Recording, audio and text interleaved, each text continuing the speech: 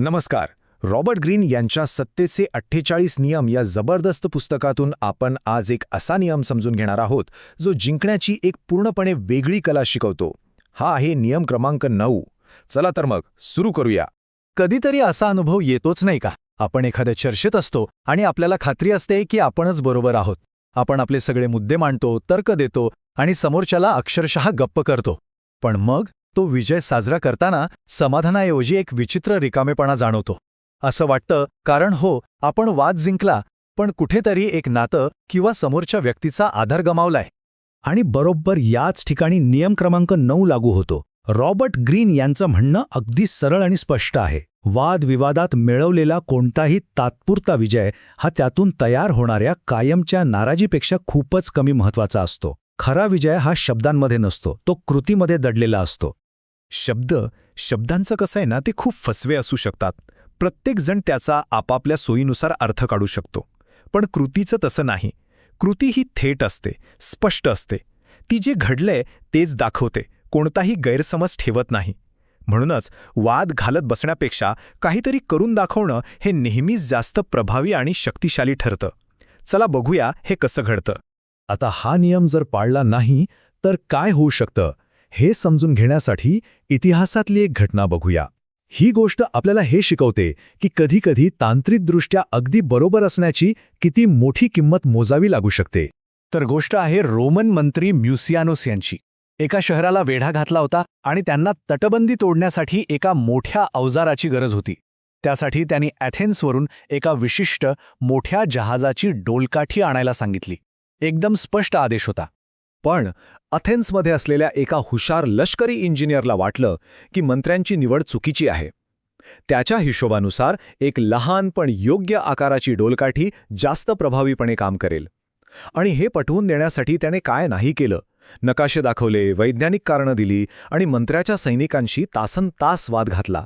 त्याला स्वतःवर आणि आपल्या ज्ञानावर इतका विश्वास होता की तो बरोबरच आहे याची त्याला खात्री होती. त्याला वाटलं जेव्हा मंत्री हे उत्कृष्ट काम पाहतील तेव्हा ते त्याला शाब्बासकीच देतील. आणि याच अतिआत्मविश्वासात त्याने आदेशाला केराची टोपली दाखवली आणि स्वतःच्या मर्जीने ती लहान डोलकाठी पाठवून दिली. आणि इथेच सगळा घोळ झाला. बघा, इंजिनियरच्या मते तो तर्क, विज्ञान आणि कार्यक्षमतेबद्दल बोलत होता, एक चांगला उपाय सुचवत होता. पण मंत्र्याच्या नजरेत हे काय होतं? एका कनिष्ठ अधिकाऱ्याने केलेला थेट अपमान, त्याच्या आज्ञेचं उल्लंघन, त्याच्या सत्तेला दिलेला आव्हान. दोघांच्या दृष्टिकोनात जमीन आसमानाचा फरक होता. आणि याचा शेवट काय झाला असेल? तो इंजिनियर जो तांत्रिकदृष्ट्या बरोबर होता त्याला त्याच्या आज्ञाभंगासाठी सर्वांसमोर चाबकांनी मारून ठार करण्यात आलं. विचार करा, फक्त एका वादामुळे आणि मीच बरोबर या हट्टामुळे त्याला आपला जीव गमवावा लागला. आता ह्याच्या अगदी विरुद्ध एक उदाहरण पाहूया. हे उदाहरण अशा एका कलाकाराचं आहे ज्याने हा नियम इतक्या हुशारीने वापरला की त्याने आपला मुद्दाही सिद्ध केला आणि समोरच्याचा मानही राखला. गोष्ट आहे 1502 सालची. महान शिल्पकार मायकल अँजेलोने डेव्हिडचा अप्रतिम पुतळा घडवला होता. त्याचे आश्रयदाते म्हणजे फ्लॉरन्सचे नगराध्यक्ष पुतळा पाहायला आले आणि म्हणाले, वा, अप्रतिम आहे, पण नाक जरा जास्तच मोठं वाटतंय. आता मायकल अँजेलोला माहीत होतं की नाक अगदी परफेक्ट आहे, पण तो त्यांच्याशी वाद घालत बसला नाही. त्याने एक छोटीशी युक्ती केली.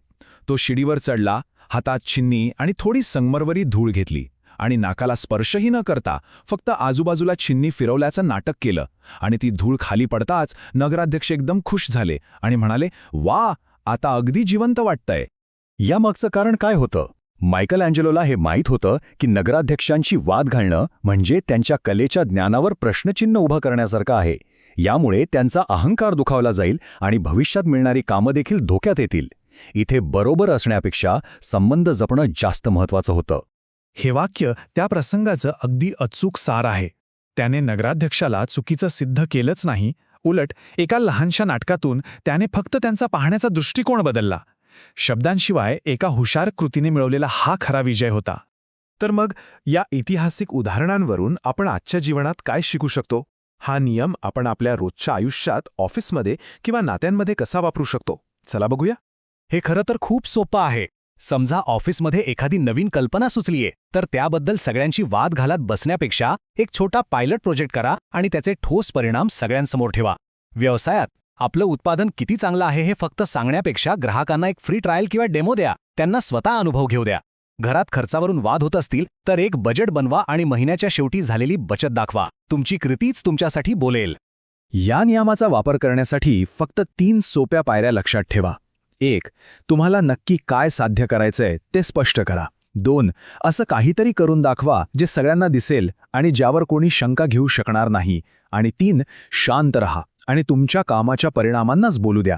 तर या सगळ्या चर्चेतून आपण काय शिकलो? मुद्दा अगदी सरळ आहे, पण तितकाच शक्तिशाली आहे. बाल्तासार ग्रासियान यांचे हे वाक्य या नियमाचं अचूक वर्णन करतं. सत्य सहसा पाहिलं जातं, क्वचितच ऐकलं जातं. लोक आपण काय बोलतो यावर नाही, तर आपण काय करून दाखवतो यावर जास्त विश्वास ठेवतात. सत्य हे ऐकण्यापेक्षा पाहिल्यावरच मनाला जास्त भिडतं. आता जाता जाता एक प्रश्न. आपल्या व्यावसायिक किंवा वैयक्तिक आयुष्यात अशी कोणती जागा आहे जिथे आपण वादविवाद टाळून आपल्या कृतीतून अधिक प्रभावीपणे जिंकू शकतो? यावर नक्की विचार. The 1% Book Club. Subscribe, follow. The 1% Book Club.